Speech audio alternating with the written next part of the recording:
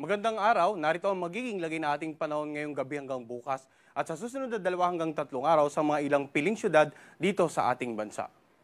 Sa ngayon, patuloy na apekto ng shear line itong hilaga at silangang bahagi ng Mindanao. Mapapansin naman natin yung maninipis na ulap patuloy na nakaka-apekto dito nga sa Luzon at Visayas. Ito naman yung amihan at ilang araw na rin tayong nakakaranas nga ng malamig na temperatura sa ating temperature monitoring simula nung naranasan natin ang kasalukuyang amihan nung nakaraang taon, Oktubre, nakapagtala tayo ng pinakamababang antas ng temperatura dito nga sa may bandang La Trinidad, Benguet. Umabot lamang ng 12.1 degrees Celsius noong January 12 ang minimum temperature dito. Samantala sa Baguio naman, 12.9 degrees Celsius ng parehas na araw at dito sa Metro Manila kahapon naitala natin 20.2 degrees Celsius lamang, samantala sa Tuguegarao umabot ng 18.4 degrees Celsius. Kaya napansin nyo po, ilang araw na rin na masarap na matulog sa gabi sapagkat hindi ganun kainit, malamig. Minsan kailangan kahit mag-electric fan na lang tayo, hindi na natin kailangan mag-air conditioning. At inaasahan natin na posible pa rin tayong makaranas ng ganitong kababang temperatura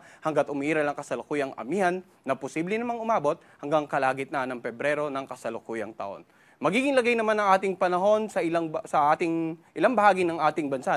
Unahin natin yung apektado ng shear line. Dito sa may bandang Southern Leyte, dito sa Northern at saka Mindanao, Caraga at Davao Region, inaasahan natin. Maulap, may mga kalat-kalat na pag-ulan at pagkidlat bukas dahil nga apektado ito ng shear line. Sa natitirang bahagi naman ng Visayas at ng Mindanao at maging dito sa may bandang Palawan at Kalayaan Island, inaasahan natin. Bahagyang maulap hanggang sa maulap, maliban lang sa mga ilang pulupulong dagli ang pag-ulan na minsan may mga kasamang pagkidlat at pagkulog, lalo na sa dakong hapon o gabi. In terms of forecast temperature, mapapansin natin, mababa pa rin ang minimum temperature, lalong-lalo na dito sa mga lugar na apektado ng shear line, posibleng umabot lamang ng 24 degrees Celsius at yung maximum daytime temperature ay aabot lamang ng 29 degrees Celsius. Samantala sa Luzon area naman, inaasahan natin na patuloy na pag-iral ng amihan dito sa silangang bahagi ng Northern at Central Luzon, dito sa may bandang Bicol region, inaasahan natin maulap, may mga kalat-kalat na mahinang pag-ulan at dahil nga sa amihan. Sa natitirang bahagi naman ng Northern at Central Luzon, ng Southern Luzon, kasama nga ang Metro Manila, asahan naman natin na generally maliwalas ang panahon.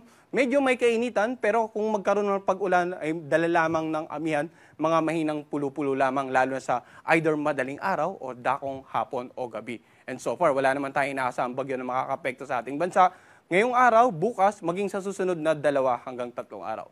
Samantala, dahil naman sa umiiral na amihan, may nakataas tayong gale warning. Yung mga lugar o bahaging karagatan na naka-highlight ng pula, dito sa may bandang Northern Luzon, yung mga karagatan sa paligid nga ng Batanes, Babuyan Island, Northern Coast ng Ilocos Norte, Northern Coast ng Cagayan, dito sa Northern at saka Eastern Coast ng Catanduanes, dito nga sa Northern Coast ng Northern Samar, dito sa Eastern Samar at maging dito sa Leyte, Southern Leyte, hanggang dito sa may bandang Caraga region, yung mga areas na naka-highlight ng red, inaasahan po natin na magiging maalon hanggang sa napakalon. Hanggat maaari muna pumalaw dito yung mga kababayan nating mangingisda at yung mga may malilit na sakyang pandagat.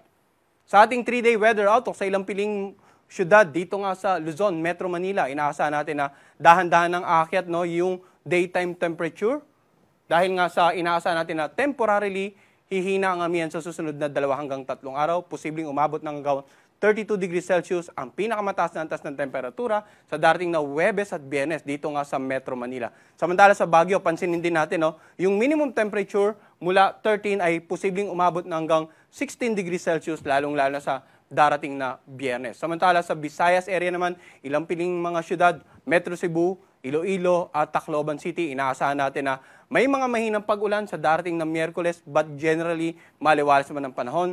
Pagdating naman ng Huwebes at Biyernes, asahan natin na may mga isolated thunderstorm lalo na sa dakong hapon o gabi. Kaya sa mga kababayan natin dyan, mag-monitor din sa mga posibleng thunderstorm advisory na ipapalabas ng ating mga Pag-asa Regional Services Division.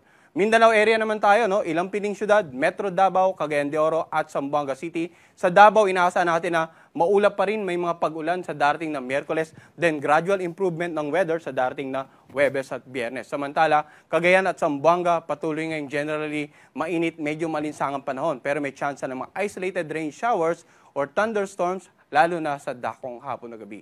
At dito naman sa Metro Manila, ang araw ay lulubog mamaya 5:46 ng hapon, sisikat bukas ng alas 6:25 ng umaga.